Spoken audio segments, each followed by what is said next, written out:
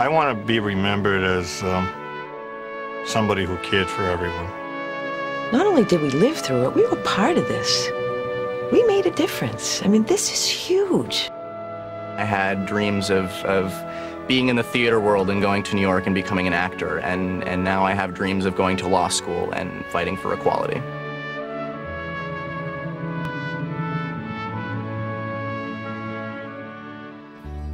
I remember the day that the Goodridge decision came down, and I remember, you know, oh my God, gay marriage is legal in Massachusetts. A friend of mine and our partners got together and we were talking about how great it would be if marriage came to fruition, but we didn't really think it would be a possibility.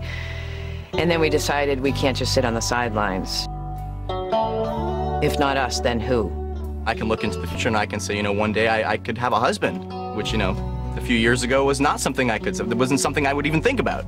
I can remember the very first time when the media frenzy came from all over the world. There were media credentials from China and Japan, and then the crowds were yelling and screaming. It ended up being much more involved, much longer, and far more rewarding than anything we ever thought was going to happen. We talked to thousands and thousands of, you know, hundreds of thousands of people across the state. You have to take your personal life out of it, and you have to, you know, look at it as the bigger picture. We had people who would literally follow me down the sidewalk with their Bibles, telling me that I was going to hell for what I was doing. And then we also had people that would, you know, invite, please come and sit down at our dinner table. I want to talk to you about this. What else can I do? Can I give you money? Being able to change your mind is powerful. There's a lot of talk now about politicians flip-flopping on issues and things like that. The gay issue never ever approached or came into my life in any way, shape, or form. And I think it took a lot of courage for them to do that. I'll never forget the day I was riding into work, and a very good friend of mine called, a very strong supporter, and she said, "Paul, I need you." She said, "Paul, my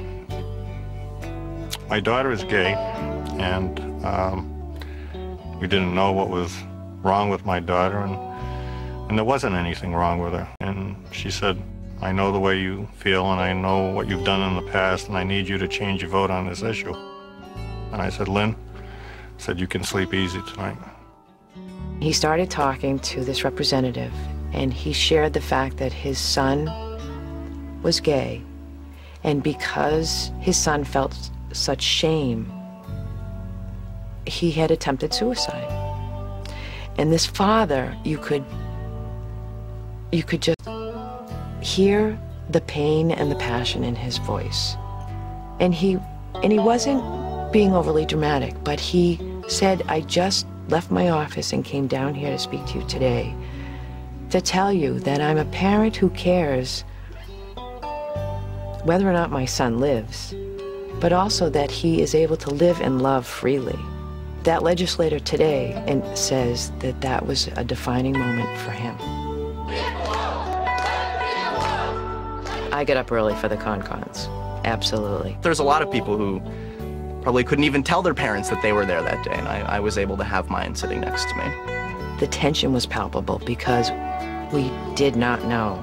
To the last second, we did not know how it was going to go. You could sense that there was a wow, and to see some of the green lights or red lights go up that people didn't expect, and mine was one of those. They took the vote in our favor, in everyone's favor. I was never so proud to be a citizen of Massachusetts as I was at that time.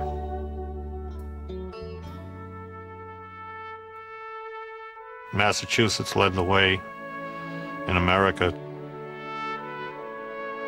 My wife and I got married on our 24th anniversary.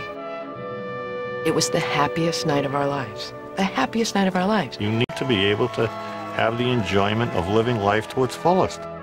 Everything that we learned and everything that we did is a huge pay it forward. Most of the time I only get 1 or 2 opponents. Now I have 4. And I'm incredibly hopeful, especially in the New England area. We have tools that no other state has, and that's that we have marriage in Massachusetts. We know how to make it happen here. We know how to keep it. We know how to, you know, proactively, you know, get people up and to stand up and fight for their rights. And I think that we have an obligation to do that. We can't not step across the border and provide whatever our experience, strength, and hope is. I have stories that I can tell that no other person will ever be able to for their entire lives. And I will say one other thing. I want to end it in one other way. I live on the shores of Lake Chagagagog, Manchagagog, Chabonagungamog. And if you don't know what that means, it means you fish on your side, I fish on mine. And I made the best vote of my life with the gay people in the middle. God, I'm a happy man.